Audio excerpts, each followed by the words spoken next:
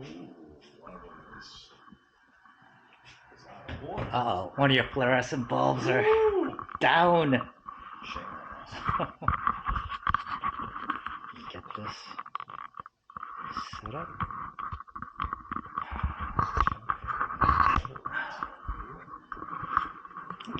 No, I wish I had a ball. I could get should have spurged for the ball level. Everything costs more. Okay, let's go. Welcome to the New York Society of Model Engineers, the oldest model railroad club in America. 1926, we started in New York City. Don't recall exactly what year we came to Jersey, but we're in Hoboken Terminal for a while. And we believe we've been in this building somewhere in the late 50s, I believe, is when we came here. I may be a little bit wrong, but when you first come in, we have display cases here with tons of trains. We have some from, looks like to be from Europe on the left side there, possibly. And on the right side, we got Mr. Rogers' trolley. And his buddy, I forgot the puppet's name from the show. Oh, yeah. It was like when I was a kid, I used to. And then over there, you got some of the circus train, which usually every show, we have 2 shows per year. We have one in March, late March of every year, and then we have another one around Christmas time, just after Thanksgiving and early December. You can get the exact show dates on our website, www.modelengineers.org, or you can always call our club if phone is the method for you. But we suggest looking at our website. Cool. Want to walk through these areas to show them like your lab areas and your workshops? Yeah, I guess we could see the workshop. I don't remember where that bell came from, but here, this used to be, this is the workshop, but it also used to double as a store during our shows. Okay. It is a walkthrough area that is much cleaner during show time, where they sell, some. We do sell like T-shirts and things like that, and there's some other small layouts and things in here. But this is where folks work on things. As you can see, machinery for different uses. This is the paint booth that's right here. Nice. And I'm not entirely sure what all these other machinery. Oh, the drill press, lathes, couple of lathes. You got a bandsaw. Bandsaw, yeah, that I do recall. But everything is very organized in different tool chests and so forth. Yeah, So and this is where the reason you do all this is because you have to do a lot of scratch building, right? Yeah, no, the guys. Your guys. We got folks that have written articles in magazines and extremely knowledgeable folks that we have here. Do you have like a library of paper plans, or do you have like CAD files for a lot of the stuff? We do have a library that Okay. is maintained via our board of directors. It has a whole variety of information about the club's history, Right. as well as any articles that were written from the past.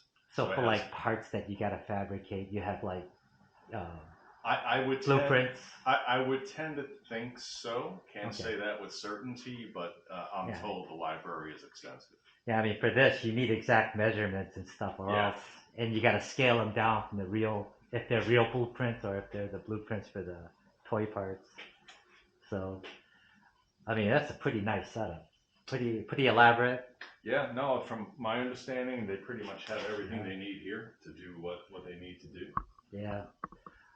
So you need good skills with your hands. You got to be familiar with tools. You got to be able to work with your hands. Now, mind you, to work on the tools, we do have a shop supervisor that has to train you before using these. So we don't just let anybody come in for safety reasons. For what? Yeah, I remember. But yeah, no, folks do have to be trained on the various equipment before using that. Yeah, because there's no aid station here, right? Yeah, no, I mean we do have first aid, but we try to avoid that. Yeah. So some more display cases. Yeah. And then a couple of steps down, we come to the two major layouts. The O scale is on the left side, the HO scale is on the right side. I don't remember exactly how old the old scale is, if this is the original when they moved into this building. The HO scale here on the right side was rebuilt in the 80s. When I first came here with my brother, which I think was 86, around that, it was just the woodwork that was up. There was no scenery. So yeah, this layout is quote unquote newer than the O scale sign. So here, at least with HO, this is the diesel facility that's right here. So you can see the refueling station for all the various diesel locomotives. And then here on the right side, you can see the turntable that operates. And you have the station here, the area for refueling and adding water to the steam locomotives that are there. We have Union Station here.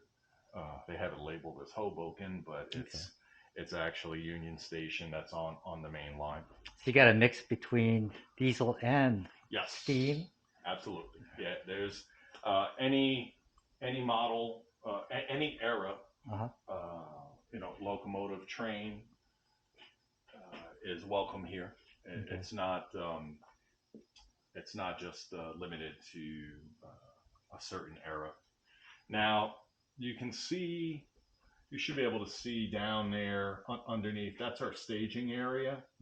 If I remember correctly, we have 8 tracks that loop all the way around. This is only the front side of the loop area down there in staging.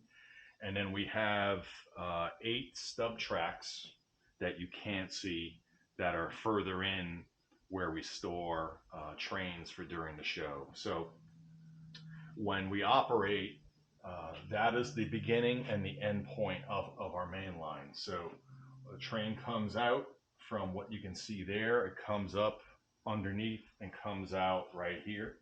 So during the show, trains will emerge from here as the beginning point, and this is the main line, and it makes its way into the back room. Also of note here is our big yard, which features a hump yard.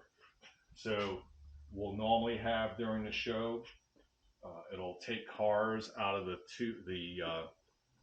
east side yard and the west side yard. It'll back up and then slowly bring the cars over, and they'll be released down the hump.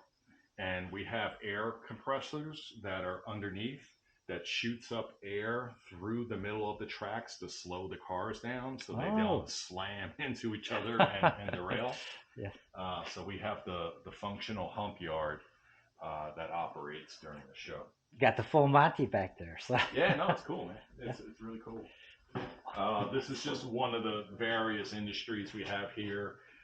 We just park a variety of things for the younger folks. We have, Thomas-related trains that are there. And you can see partially the clean train that's broken up right now.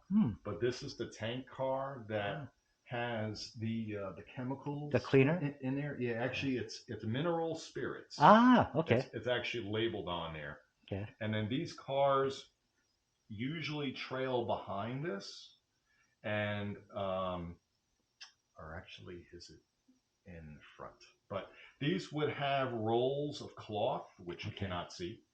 And what happens is this car puts the mineral spirits onto the rails to help clean it. And then the rolls that are normally in these cars are spinning and actually wiping the rails of the dirt. And when it's done, it is black because it picks up dirt. That's just normal wear and tear. But very important for us to keep the tracks clean, because if you don't, trains will stop and go. You'll lose connectivity. Yeah, and that's not good. So as we follow the main line into the back room, and folks here, this is part of the O-scale layout. They're working on a trolley layout. which normally goes on top of the O scale layout. They're doing some work here. But back over to the HO scale, we have another small yard that's here outside of the main line with some industries here. But the main line will come and curve this way. You can see with the signals right here. And it goes underneath the bridge. Kind of does a S curve underneath some overpasses. This up here is a small town that's part of the branch line, which is not part of the main line, but it connects to the main line over there to the right side. So following the main line, it goes underneath the bridges and it goes into a tunnel, which is underneath this area here. What you're seeing here with these tracks, this is also the main line as well as those 3 tracks that are up there. What's happening is we're following the main line below. It's making its way up and will eventually come to this area, but that's all part of the main line. So the main line is underneath the tunnel, or excuse me, inside the tunnel, underneath those tracks, comes out here, and it splits.